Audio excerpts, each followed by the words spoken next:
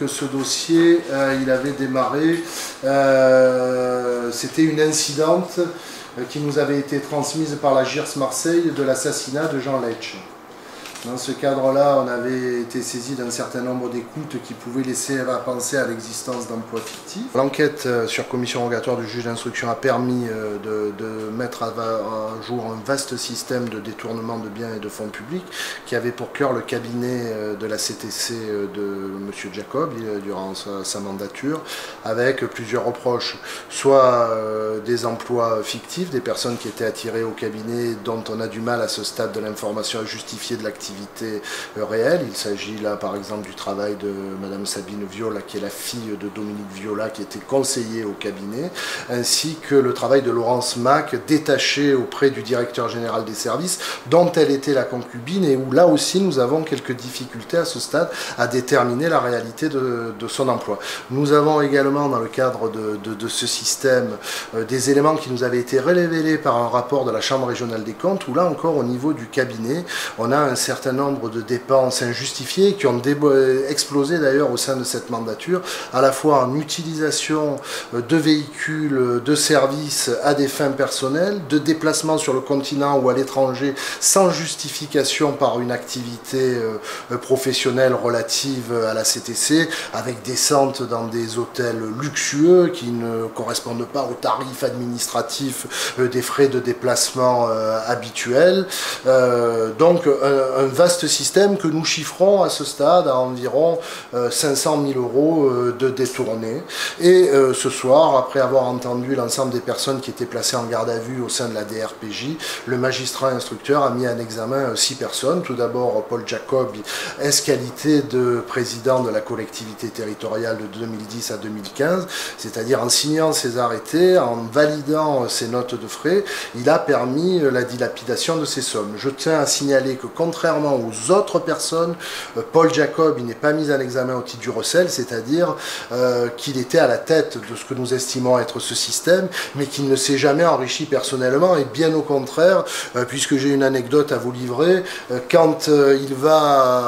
son épouse va l'accompagner pour des déplacements professionnels, il veillait scrupuleusement à ce qu'elle paye ses billets d'avion, ses notes de restaurant ou sa chambre d'hôtel, ce qui n'était loin d'être le cas des autres membres du cabinet, qui visiblement, en tout cas de ce qu'il ressort de la procédure, en ont largement profité. Mis en examen également Thierry Gamba-Martini à un double titre, comme Paul Jacob, responsable de la collectivité en tant que chef de l'administration, a validé ces détournements, mais également a lui-même bénéficié d'un certain nombre de détournements, notamment en utilisant les véhicules de service pour se rendre au ski ou descendre dans des hôtels somptueux, bien au-delà, nous semble-t-il, du tarif de l'administration. Enfin, comme troisième personne, Dominique Viola, à la fois au titre de la complicité, puisque nous estimons qu'il a favorisé et qu'il a imposé des membres de sa famille au cabinet dans des conditions totalement dérogatoires, mais également pour avoir lui-même bénéficié de quelques avantages en nature, que ce soit en termes de voyage ou d'utilisation indue de véhicules automobiles. Enfin, nous avons les 3 receleuses, les 3 bénéficiaires essentiels de ce système. Tout d'abord, Laurence Mac, concubine de Thierry Gamba-Martini, qui l'a, alors même qu'elle n'avait pas commencé à travailler, donné pour instruction au service de l'administration sous ses ordres de ne pas s'occuper d'elle, et surtout de la mettre au maximum des rémunérations possibles, outre le fait qu'elle a bénéficié pendant quelques week-ends de déplacements aux frais de la collectivité territoriale de Corse. Nous avons également Faustine Maestrassi, qui elle n'est pas un emploi fictif, je tiens à le dire, mais nous estimons à ce stade juridiquement, et ça se discutera d'ailleurs au stade de l'instruction, qu'elle percevait pour un travail de secrétariat un salaire qui était totalement disproportionné, et elle a également bénéficié d'un certain nombre d'avantages en nature, par exemple de 2 véhicules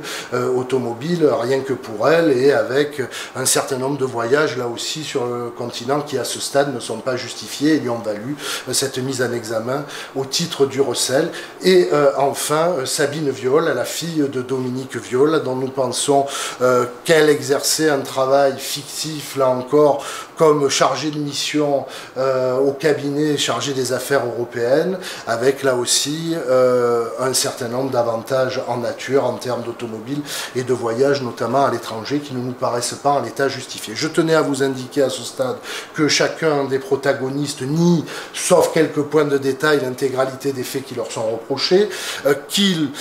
indiquent, que je vous rappelle qu'ils sont présumés innocents, mais qu'à ce stade, le magistrat instructeur et le parquet, d'ailleurs nous l'avions requis, a estimé que les indices graves et concordants étaient présents et justifiant les mises en examen.